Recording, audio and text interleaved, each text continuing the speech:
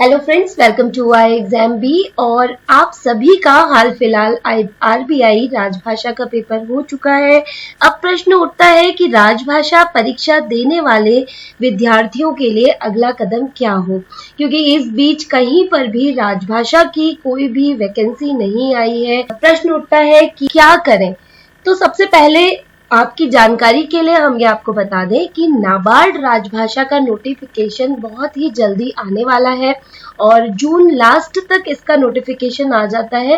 तो दोस्तों, इस समय का बिल्कुल भी दुरुपयोग ना करें और जल्द से जल्द आप नाबार्ड राजभाषा की तैयारी में जुट, क्योंकि अब जल्द ही अगली रिक्तियां नाबार्ड ऑफिशियल लैंग्वेज में निकलने वाली हैं। इसलिए आपका अगला कदम नाबार्ड राजभाषा के लिए ही होना चाहिए।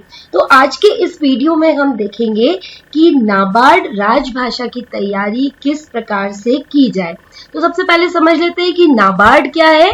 NABARD national bank for agriculture and rural development है और हर वर्ष इसमें राजभाषा के लिए अर्थात ऑफिशियल लैंग्वेज के लिए कुछ रिक्तियां निकलती हैं। जैसा कि आप सभी को पता है कि राजभाषा अधिकारी प्रत्येक सरकारी दफ्तरों में नियुक्त किया जाता है, जिसका कार्य हिंदी भाषा के सभी डॉक्यूमेंट्स को अंग्रेजी भाषा में अनुवाद करना, अंग्रेजी भाषा के सभी डॉक्यूमेंट्स का हिंदी भाषा में अनुवाद करना और साथ ही हिंदी भाषा का प्रचार प्रसार करना होता है। तो आइए आज जानते हैं कि नाबार्ड राजभाषा अधिकारी की तैयारी किस प्रकार से करें। तो सबसे पहले यदि हम योग्यता की बात करें तो राजभाषा अधिकारी के लिए जो आपकी योग्यता होती है वो पोस्ट ग्रेजुएट यदि आप हैं तो पोस्ट ग्रेजुएशन आपका हिंदी विषय में होना चाहिए। इसके अतिरिक्त यदि पोस्ट ग्रेजुएशन आपका संस्कृत विषय में है तो भी आप इस पद के लिए योग्य हैं। साथ ही जब आप ग्रेजुएशन करते हैं तो ग्रेजुएशन स्तर पर अर्थात स्नातक स्तर पर हिंदी तो होनी चाहिए और अंग्रेजी भी हो सकती है। तो यदि आप हिंदी अथवा अंग्रेजी दोनों में से किसी एक का ज्ञान रखते हैं तो भी आप इस पद के योग्य हैं।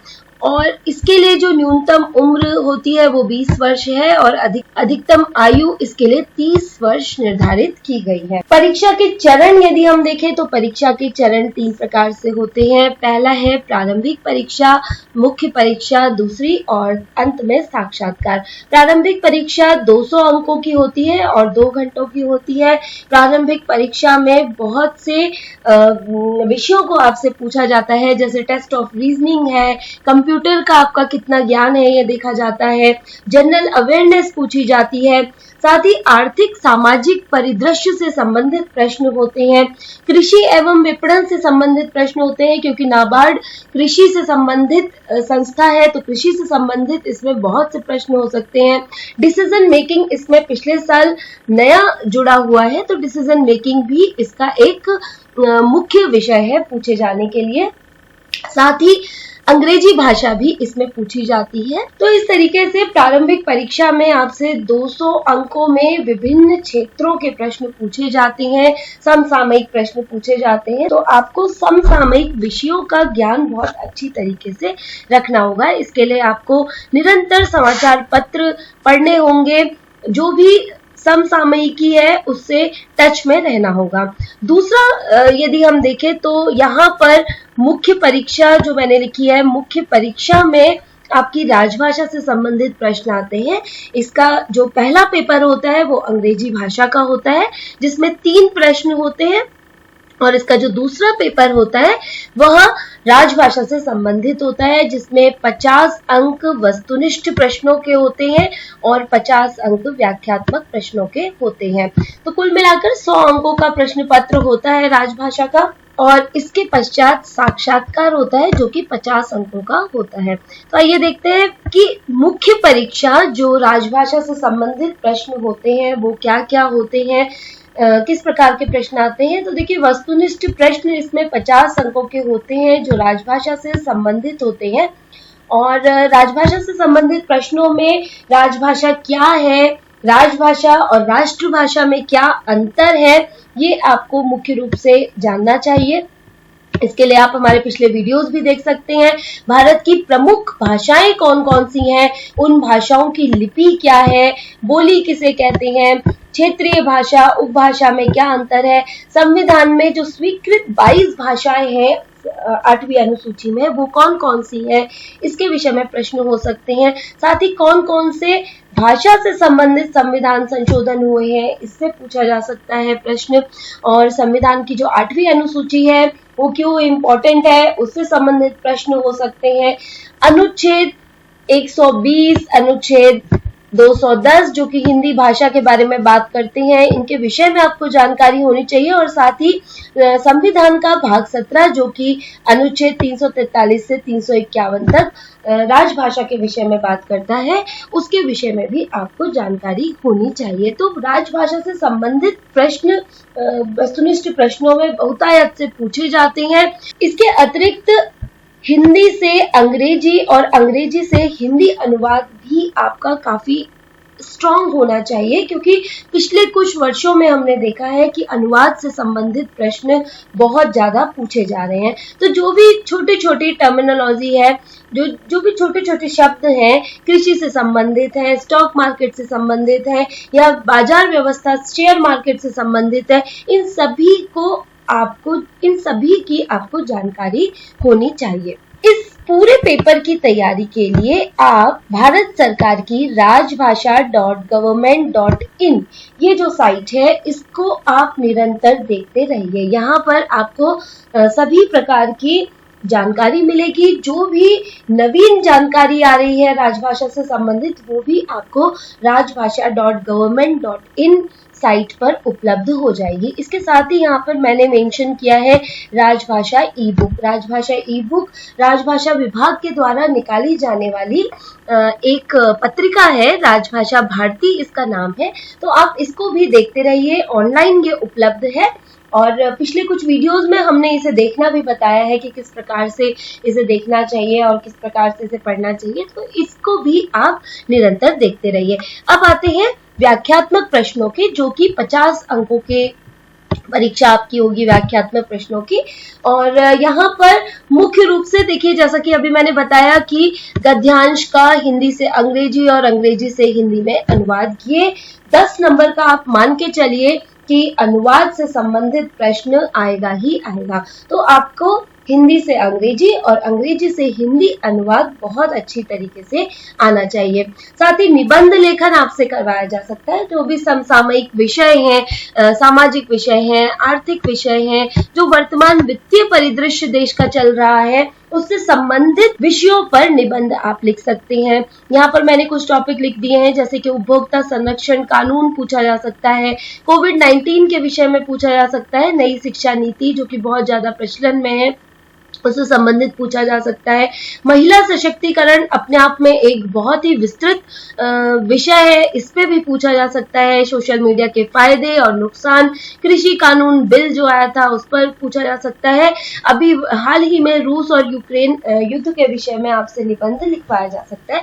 तो आपको लेखन क्षमता भी आपकी अच्छी होनी चाहिए। संक्षिप्तीकरण भी कभी कभी नाबार्ड में पूछ लिया जाता है। जैसे कोई भी गद्यांश आपको दिया जाता है, उसको आपको सरल भाषा में 2-3 लाइंस में उसको बताना होता है, उसका सार बताना होता है।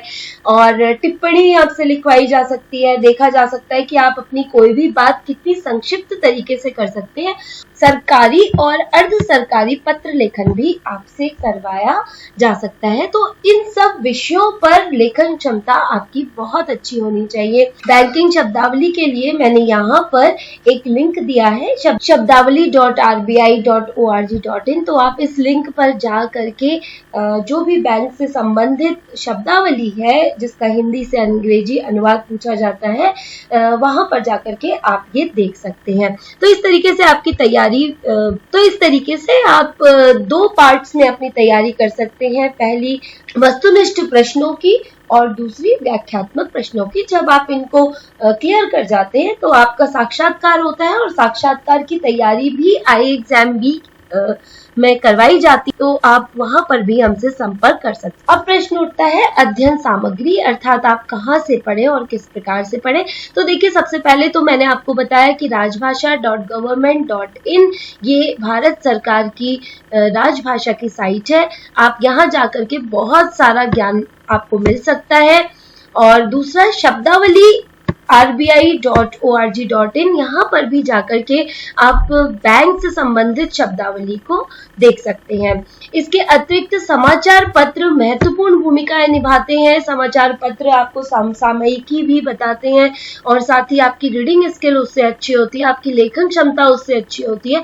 तो व्याख्यात्मक जो हमारा पेपर आता है, तो व्याख्यात्मक पेपर के लिए आप समाचार पत्र को निरंतर पढ़ते रहिए। साथ ही हिंदी की मैंने ये 2 पत्रिकाएं लिखी हैं, एक है हंस और दूसरी है योजना।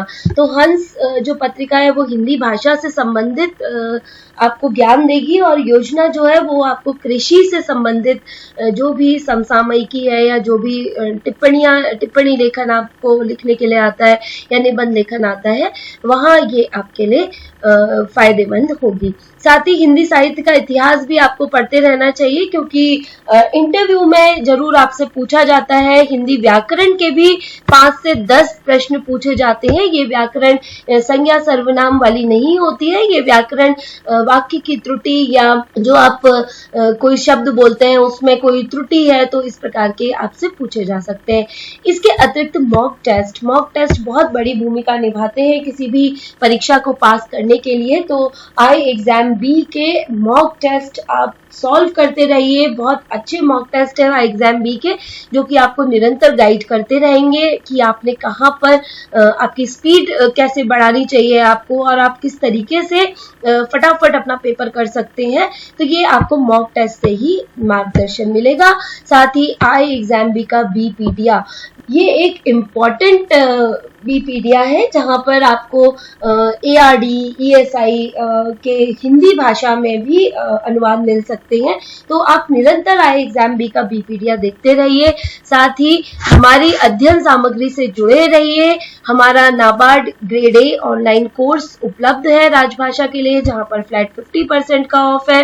वहां आपको वीडियो लेसन्स मिलते हैं, स्टडी नोट्स मिलते हैं, प्रैक्टिस टेस्ट मिलते हैं, साथ ही लाइव सेशंस मिलते हैं और इंटरव्यू के लिए तो निश्चित रूप से आपको गाइडेंस मिलती ही है। तो देर न करते हुए शीघ्र ही नाबार्ड राजभाषा के लिए आप IExamB के साथ जुड़ सकते हैं। हमारे मार्गदर्शन में परीक्षा की तैयारी कर सकते हैं और समय का सदुपयोग करते रहिए, जिससे कि शीघ्र ही नोटिफिकेशन आते ही आप अपनी तैयारी में जुड़ सकें।